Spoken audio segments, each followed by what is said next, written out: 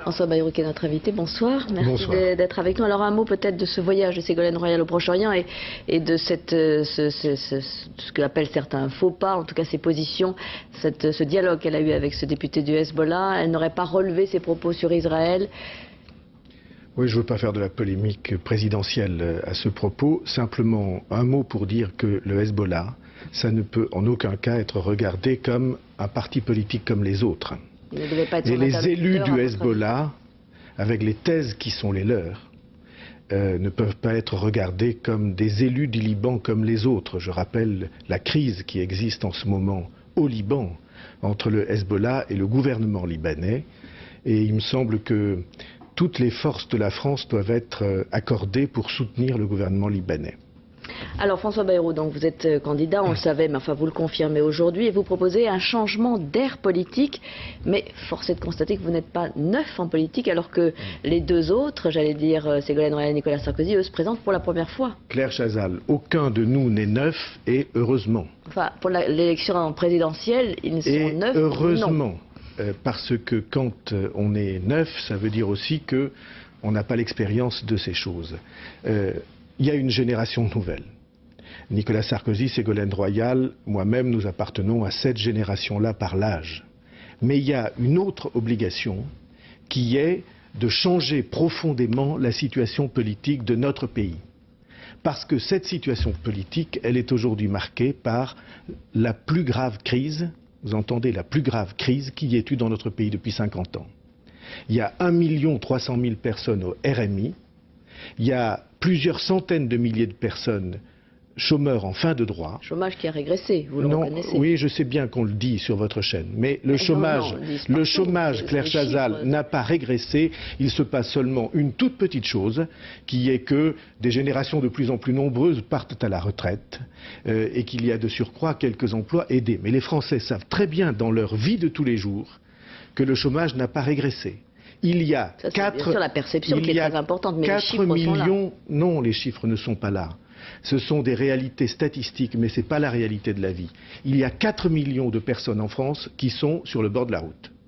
4 millions de personnes qui n'ont pour l'instant pas d'espoir de se sortir de cette exclusion qui est parfois pour eux comme une honte. Voilà pour le chômage. Et puis vous pouvez aller regarder toutes les autres réalités françaises, en particulier la dette de notre pays, qui a augmenté ces dernières années plus vite et plus fort qu'elle n'avait même augmenté sous le gouvernement Jospin.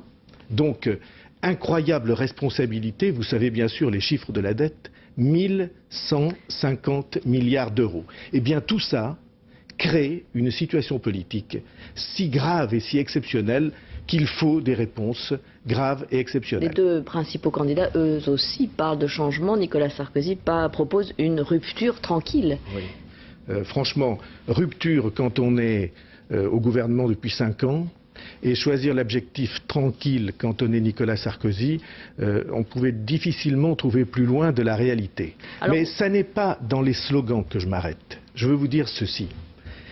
Il n'y a, à mes yeux, aucune chance, zéro chance, que le Parti socialiste, reprenant le pouvoir qu'il avait il y a 5 ans, ou que l'UMP, conservant le pouvoir qu'il a depuis 5 ans, puisse sortir le pays de la crise où il se trouve. Quand on est dans une situation aussi grave que celle-là, on dit à tous les responsables politiques républicains, démocratiques, mesdames et messieurs, on va s'y mettre tous ensemble. Au lieu de continuer à se porter des accusations en disant c'est la faute de la droite ou c'est la faute de la gauche, au lieu de continuer à démolir ce que l'autre fait, au lieu de défaire quand on arrive ce qui a été fait par les précédents, on va s'y mettre tous ensemble. Force est de constater tout de même, François Bayrou, qu'à l'issue du premier tour, en tout cas au second tour, on voit toujours la France partagée en deux. 50-50. Ça, c'est ce que les grands médias nationaux c'est le résultat des élections précédentes, même si vous avez fait, c'est vrai, au premier tour en 2002. Claire Chazal, je comprends très bien ce que vous voulez induire dans l'esprit des Français. Mais non, c'est si vous voulez bien, une France souvent simplement une seconde, simplement qu'on s'arrête. Vous venez de dire, vous savez bien qu'à toutes les élections, M. Bayrou, il y a au deuxième tour la droite contre la gauche. En 2002, il y a eu le Front National contre le RPR. Qu'est-ce que vous nous racontez sur vos antennes? Ah non, on l'a constaté, on ne l'a pas nié, bien vous évidemment. êtes constamment en train de nous jouer une musique qui consiste à introduire... Vous reconnaissez que c'était un événement vous reconnaissez que c'était unique. un fait. Ah bien sûr, bien. Mais assez unique. Pourquoi unique? Parce que là, traditionnellement, la France est séparée les en deux. Français ne se laisseront pas mener par le bout du nez vers ce choix auquel on voudrait les contraindre. Les Français, ils sont les patrons de cette élection. Et ce qu'ils cherchent, c'est qu'après 2007, ça ne soit pas comme avant 2007. Et le seul moyen pour qu'après 2007, ça ne soit pas comme avant 2007, eh bien, c'est que les forces de la France se rassemblent et travaillent ensemble. Alors vous vous référez justement toujours, souvent, même au peuple, aux valeurs des uns et des autres, mais force est de constater que Ségolène Royal aussi se réfère à une démocratie participative, à un test de l'opinion, j'allais dire grandeur nature. Quand vous recevez Ségolène Royal sur le plateau, vous ne lui parlez pas de Nicolas Sarkozy, et quand vous recevez Nicolas Sarkozy, vous ne parlez pas de Ségolène Royal, en tout cas, vous ne leur parlez pas de moi. Oh, eh bien, excusez-moi de... Non, jamais.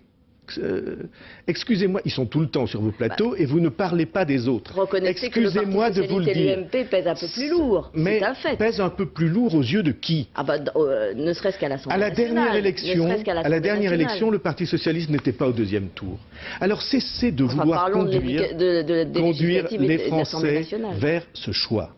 Moi, je vous dis qu'il y a en France beaucoup d'électeurs qui n'ont pas envie de se laisser enfermer dans Nicolas Sarkozy, Ségolène Royal, aller-retour matin, midi et soir, et dans la nuit s'ils se réveillent. Et donc ces Français-là, leur problème à eux, ça n'est pas les couvertures de magazines qu'on multiplie pour eux, leur problème à eux, c'est comment ça peut changer. Et le Parti socialiste n'a pas les moyens de changer les choses, pas plus qu'il ne l'a eu avant 2002. Et l'UMP toute seule n'a pas les moyens de changer les choses. On est environné de grands pays en Europe, l'Allemagne, de l'autre côté du Rhin, dans lequel les électeurs viennent d'obliger les forces politiques à se rassembler pour résoudre leurs problèmes. Et ils l'ont fait. Eh bien, je vous le dis, ils le feront en France. Merci François Bayrou d'être venu sur ce plateau pour commenter votre candidature à la présidentielle. Christine Boutin, qui est la présidente